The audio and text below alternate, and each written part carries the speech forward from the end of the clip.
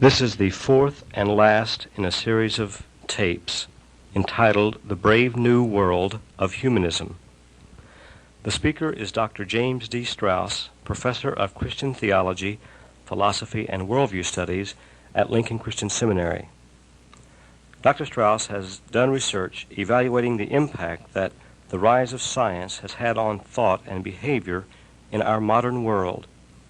In this connection, he has written and lectured upon the contemporary status of humanism and its relationship to Christianity. In previous lectures, Dr. Strauss focused upon the origins and idols of humanism and upon the counterfeit salvation suggested by it, namely secularism. In this last lecture, Dr. Strauss now comes to discuss manifestos in conflict, evangelism, or humanization.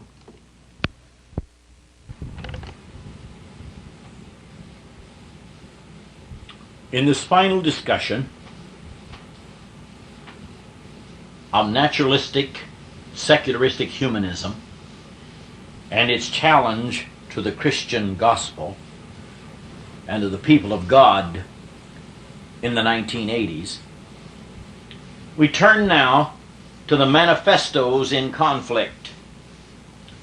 A manifesto is a public declaration showing intention and motives.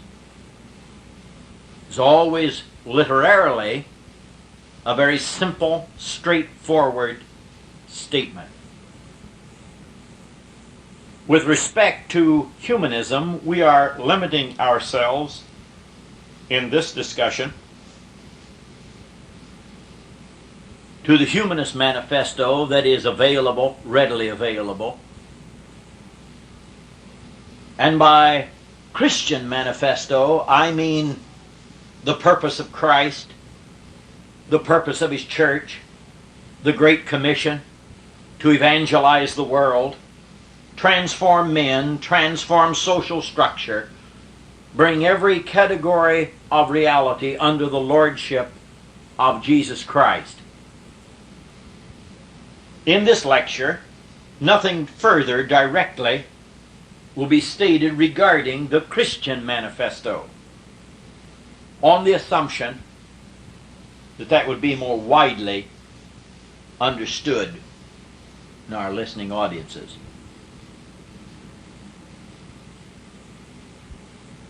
The intention, the avowed intention of humanism is to maximize individual autonomy. That is, to produce in every single person within its purview the notion that each person has a right to do one's own thing, whatever it may be, as long as one is mature. By autonomy or autonomous, we mean without outside control. Outside control socially, juridically, biblically, the right to decide without outside control. This clearly is a view of man and a capacity of man that is totally at variance both with the Christian reading and the data available.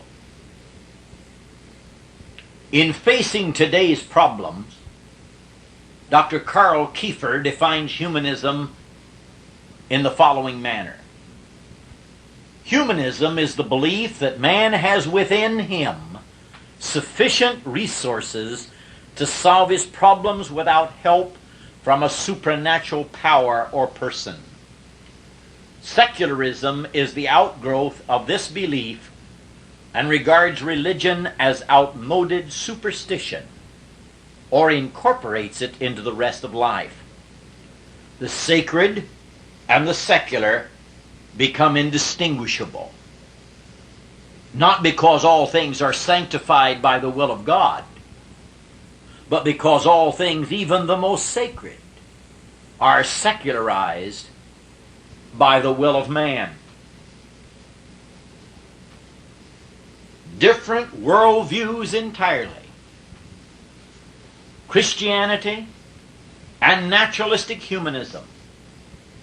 Clearly manifestos in conflict. What are some of the concerns of humanism as they've developed in Western civilization, specifically America, say in the past 25 years? If one has no sound moral base on which to order life, there will be no intellectual perplexities, let alone pangs of guilt or guilty conscience.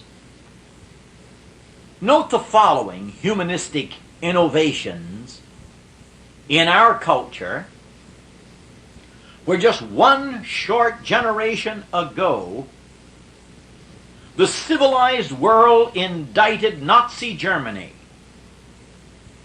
for practicing and sanctioning the very phenomena that is now legally acceptable and thereby morally acceptable.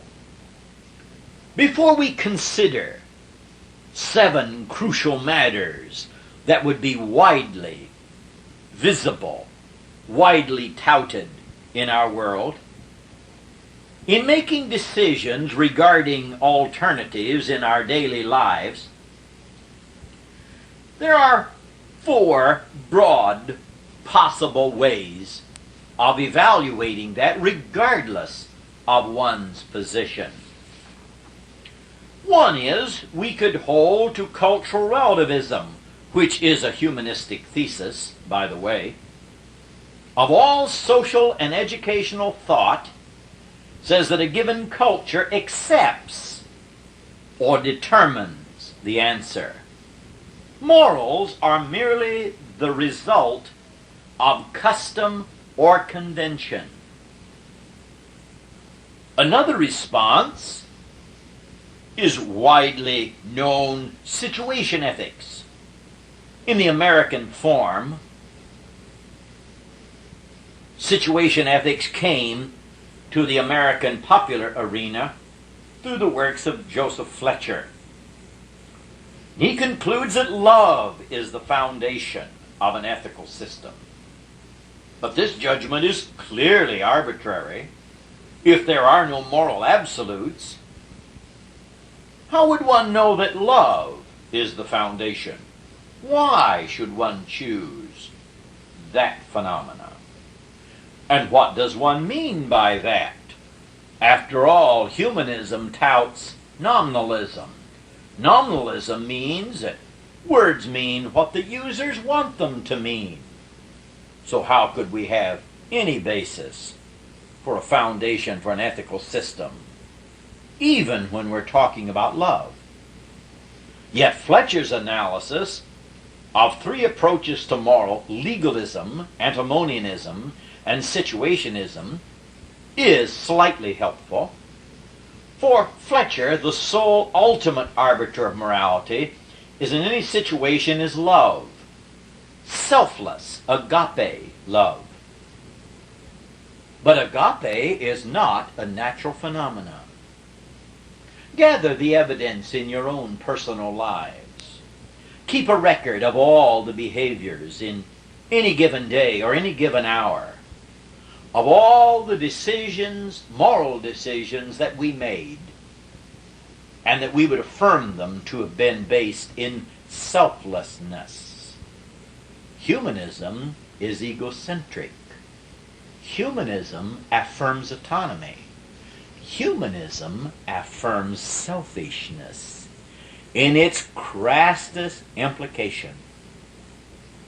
Yet every single example provided in all of Fletcher's many writings upon analysis contradict his own theoretical discussions. Now, a third possible position is the behaviorism espoused by B.F. Skinner, one of the signers of the Humanist Manifesto. Now, clearly, behaviorism in psychology is merely the extension of positivism out of physics. Positivism affirms that only facts exist. How would a scientist know that, even if it were the case? But behaviorism presupposes that genetic and environmental facts are the sole arbiters of moral values. Therefore, all there can be would be different moral opportunities. There would be no behavioristic way, on the basis of genetic and environmental determinism, of affirming that one is superior to any other. This will be the fallacy, keep in mind, when we come to our brief discussion of contemporary humanistic concepts of education, open education, or value clarification based in Piaget's developmentalism or Kohlberg's value clarification that is running rampant in our educational system. Each of these, all of these, are based in presuppositions of naturalistic humanism, where moral discussions are purely arbitrary. Now, according to sociobiology, there's no such thing as a responsible person, since every act is determined. There is no freedom from which to praise or blame any human action. In fact, on the basis of determinism immanent in behaviorism, there can be no human act. There can only be act. No difference can be rationally affirmed. Only action. Not human versus non-human. All acts within this purview are biologically inevitable. If inevitable, then not responsible. If not responsible, not free. Not free. No praise or blame. Acts are only acts. They're not good or bad acts, moral acts, immoral acts. They're merely acts. A fourth theory of morals, in contemporary philosophical jargon, is called emotive ethics. This theory maintains that emotion is the sole factor of ethical decision-making. But since emotions vary so, we have nothing but emotional relativism. According to these four theories, nothing is literally right or wrong because there is no God. He has not spoken. The Bible is not his word.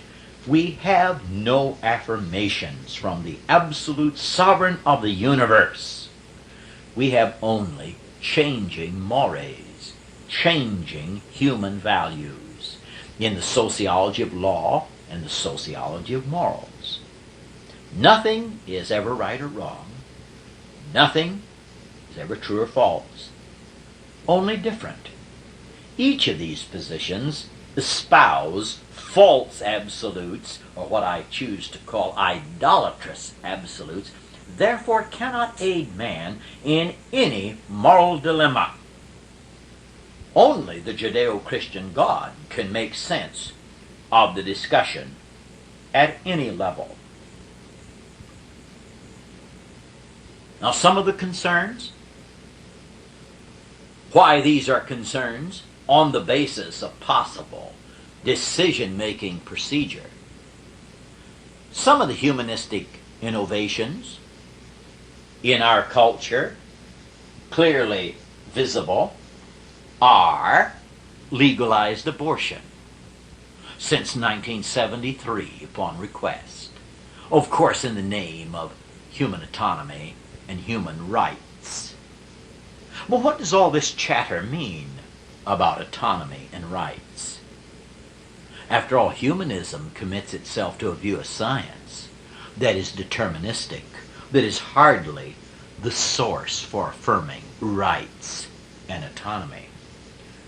Rights and autonomy claims are contradictions to the fundamental views of science espoused in a contemporary discussion.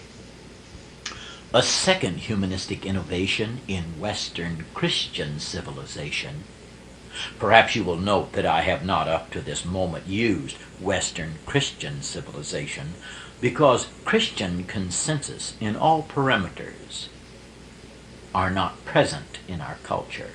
Our culture has never been Christian except in the sense of a powerful influence.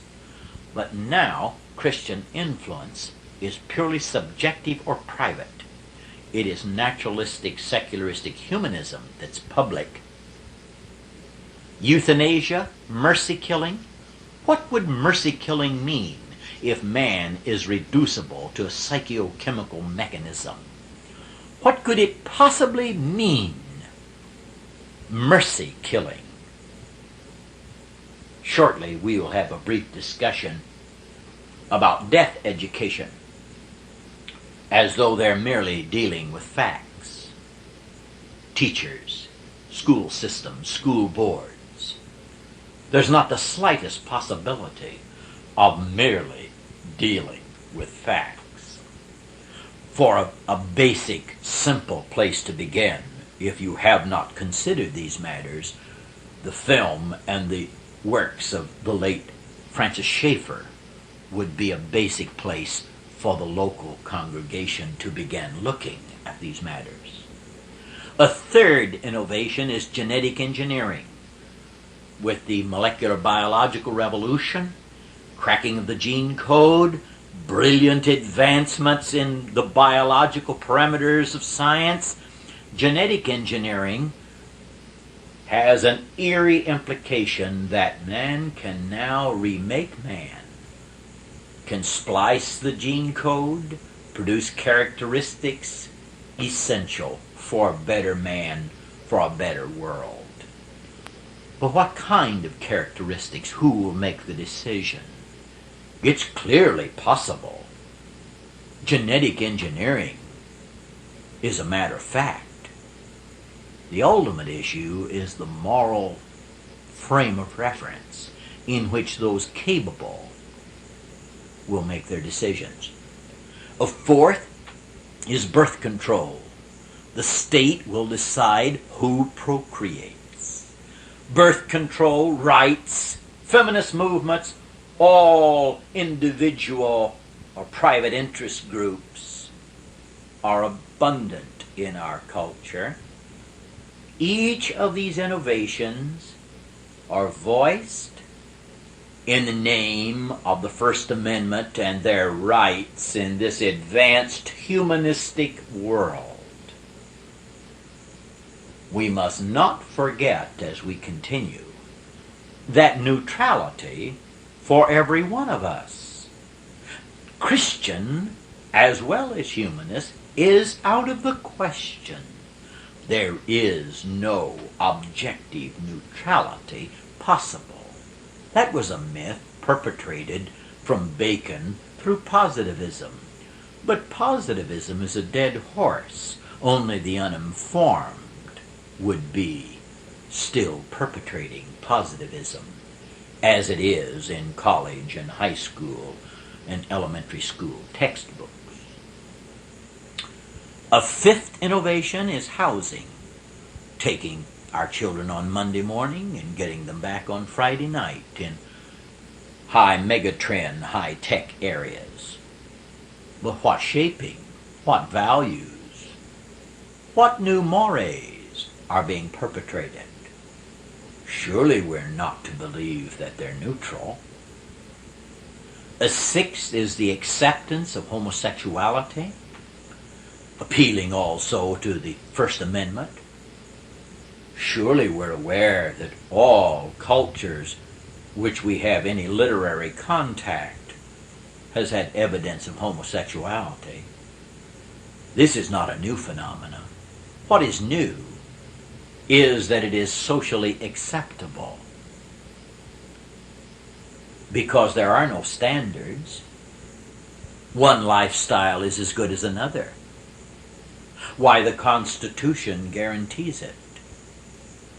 It guarantees freedom and rights and autonomy to be what we are. Idolatrous absolutes are constantly around us. acceptance of suicide, self-imposed death,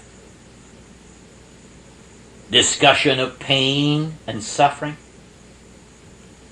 hunger, permissive society. The late Francis Schaeffer was surely correct. If we say we believe the Bible to be the inerrant word of the Lord, then we do not have to face the howling winds of cultural change. We have an immovable base. But our culture, specifically America and Europe, does not acknowledge that base. It is no longer concerned. Next, let's briefly look at some of the consequences. Some of the consequences of the concerns of humanism.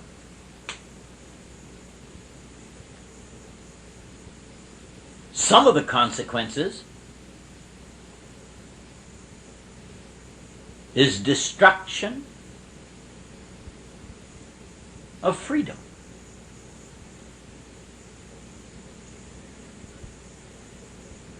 Naive utopianism. This in turn could, and there's massive evidence that that is taking place, the establishment can, in the name of human welfare and the benefit of man and our well-being, produce a totalitarian state where specialists decide.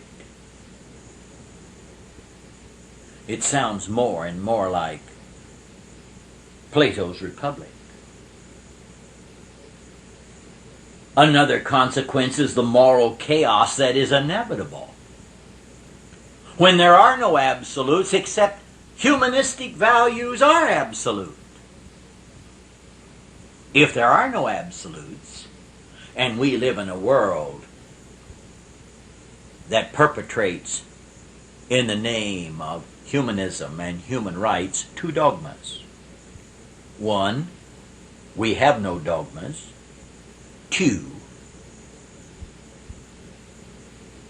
based in anti-dogma, is anti-normative.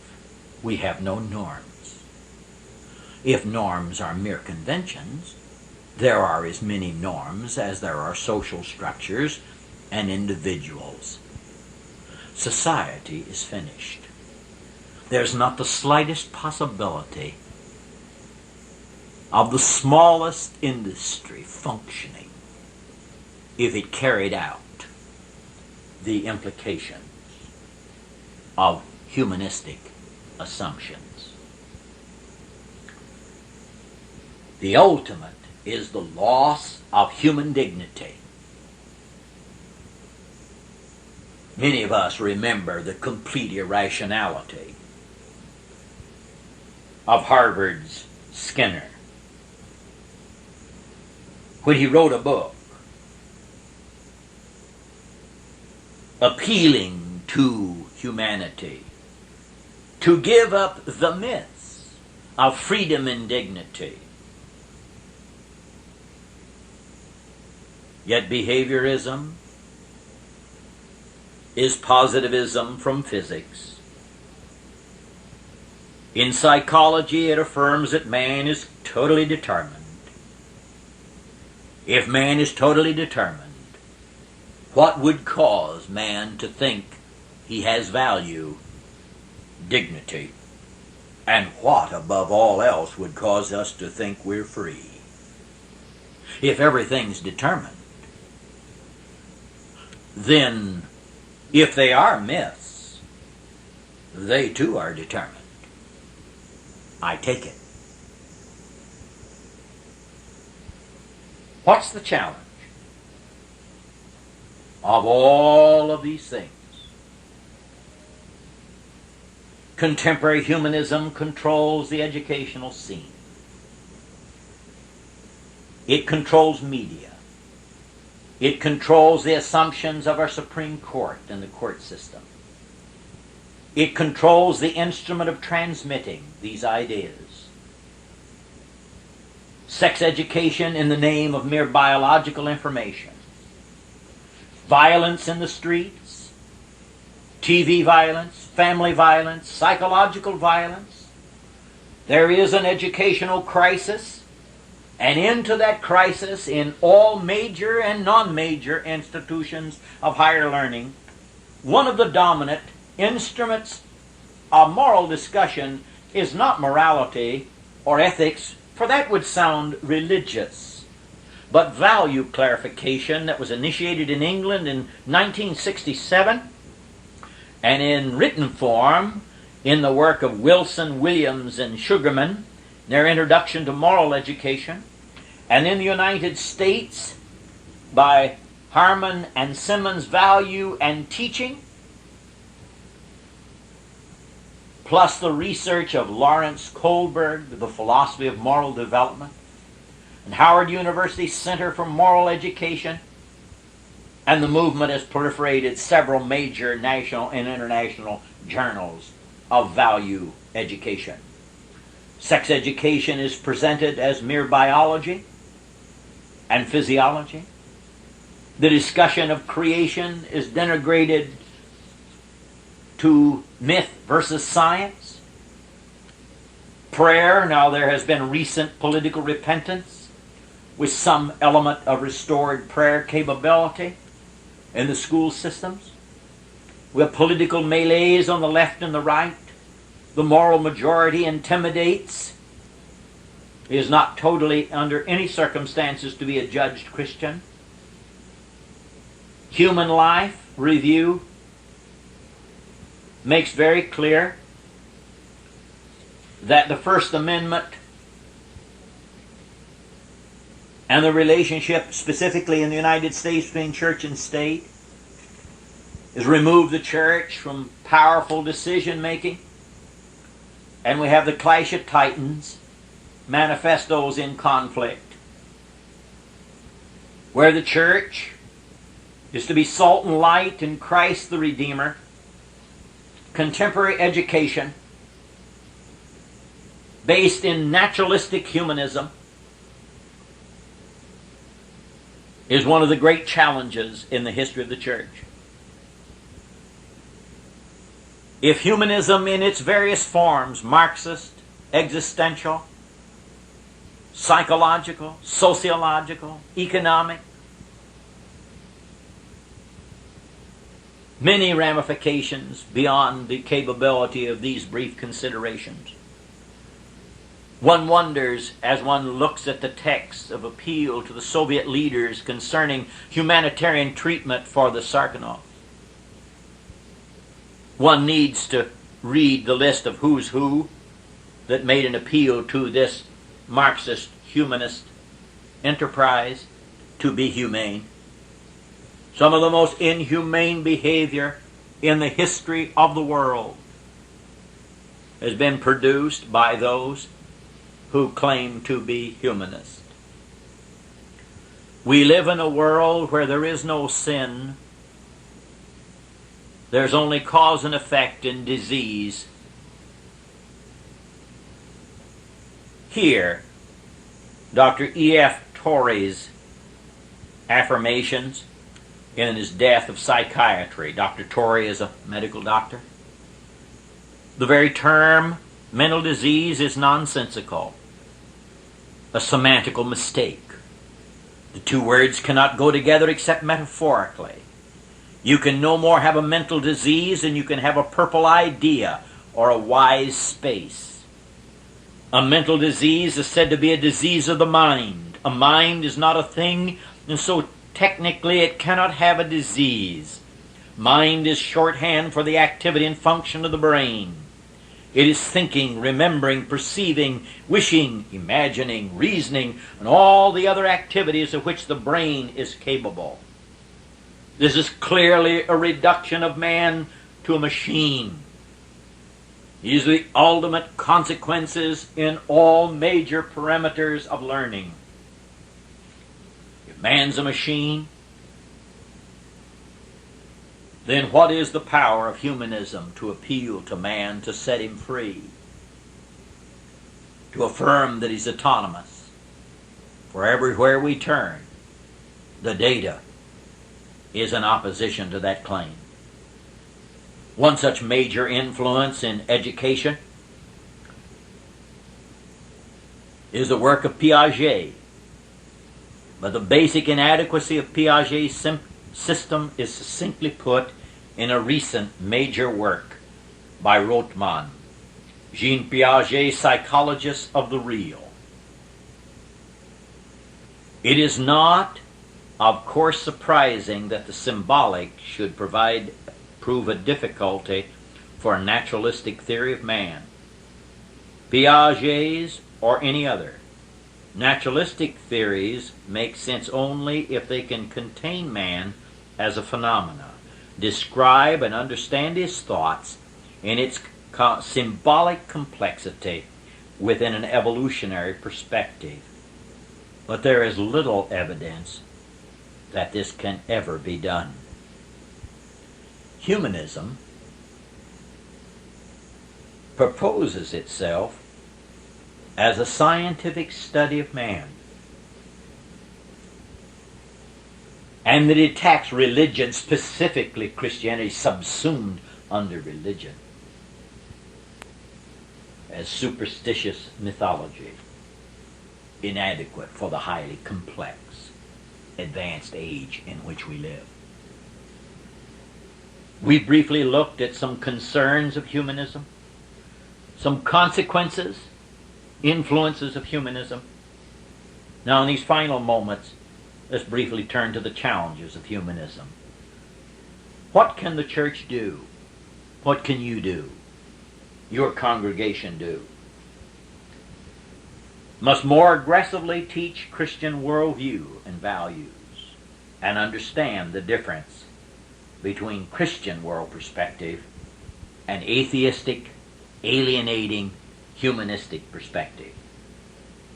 Secondly, the church as a moral conscience of the nation can be a reality only if the church knows spiritual renewal at this vital juncture in human history. Thirdly, the church must enter the marketplace of ideas, wrestle with the assumptions of the contemporary mind.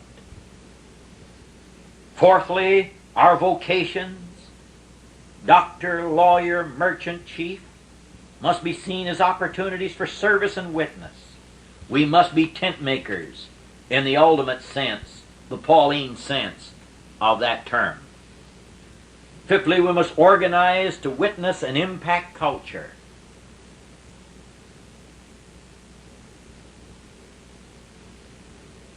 It is imperative at this hour that the church respond.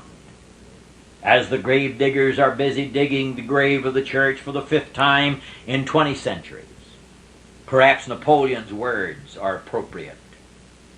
Do you know what astounds me about the world? It is the impotence of force to establish anything, and in the end, the sword is always conquered by the mind and by truth. The church should always walk the path of invitation and persuasion, not legislation or coercion. The grave diggers are busy at it again. And in the brilliant words of G.K. Chesterton, we must lay down our words in this final note concerning humanism and its challenge to the church. At least 5 times, noted Chesterton, the faith has to all appearances gone to the dogs. In each of these 5 cases, it was the dog that died. We are in an age that unless the church experiences renewal and return to the Word of God, one more time the church is impotent to deal with the shaping forces of our world.